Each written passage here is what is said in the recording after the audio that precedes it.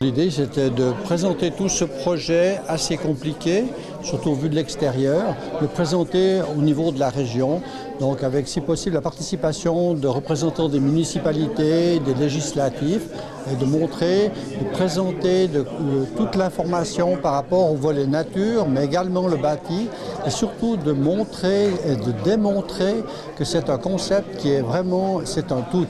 D'abord, c'est une restauration d'un magnifique bâtiment historique classé en note 2, qui a ses origines à partir de vraisemblablement de la moitié du XVIIe siècle et qui est dans un état de conservation absolument extraordinaire, dans le sens qu'il a subi très peu d'interventions.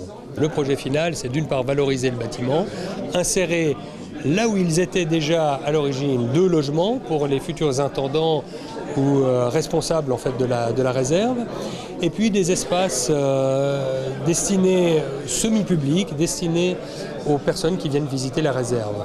Actuellement, nous sommes dans la situation où on a quasiment les plans d'exécution sont faits, les devis d'entreprise sont rentrés pour la plupart, et donc on est prêt à ouvrir un chantier à partir de mi-juin ou à la rentrée de fin août. Le canton a beaucoup d'intérêt avec cette ferme parce qu'elle est une des premières et son territoire à être au bénéfice d'un arrêté de classement qui protège et le bâtiment et les milieux naturels qui l'entourent. Donc on a ici une petite mosaïque de diversité naturelle sur un territoire densément urbanisé qui est le territoire de la côte. Donc on a tout intérêt à conserver ce patrimoine pour les générations à venir. Il s'agit aussi d'assurer que le bois de chêne ne devient pas une île de nature dans un territoire qui se développe, mais qui conserve des liens évidemment pour la survie des espèces et les échanges entre espèces avec les autres milieux environnants, que ce soit dans le Jura, le lac ou à l'est ou à l'ouest du bois de chêne.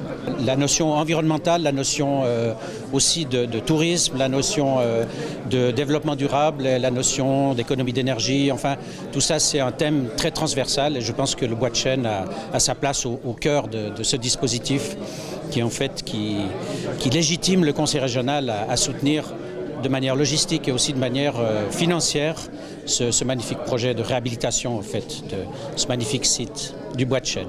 C'est un super objet d'Israël. Ce n'est pas le premier d'ailleurs où je suis responsable de le présenter au Conseil régional. Il y a eu la Maison des Vins, il y a les réseaux écologiques aussi qui sont ces nouveaux objets qui sont venus sur la table du Conseil régional au travers d'un financement d'Israël.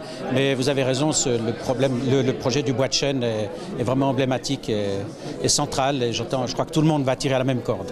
Donc le préavis, voilà, une fois que le cercle solidaire porteur sera bien mis en place, nous pourrons préparer le préavis au conseil intercommunal.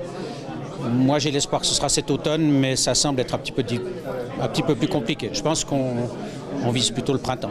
L'enveloppe, on n'a pas encore une idée très précise.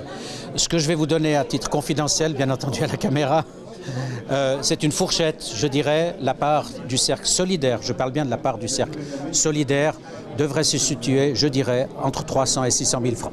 L'avenir s'annonce radieux. Oui, mais il y a encore quand même du travail. Le bois de chêne, c'est quand même quelques cailloux, quelques branches. On avance avec conviction et confiance. Disons qu'on prend le bon chemin du bois de chêne.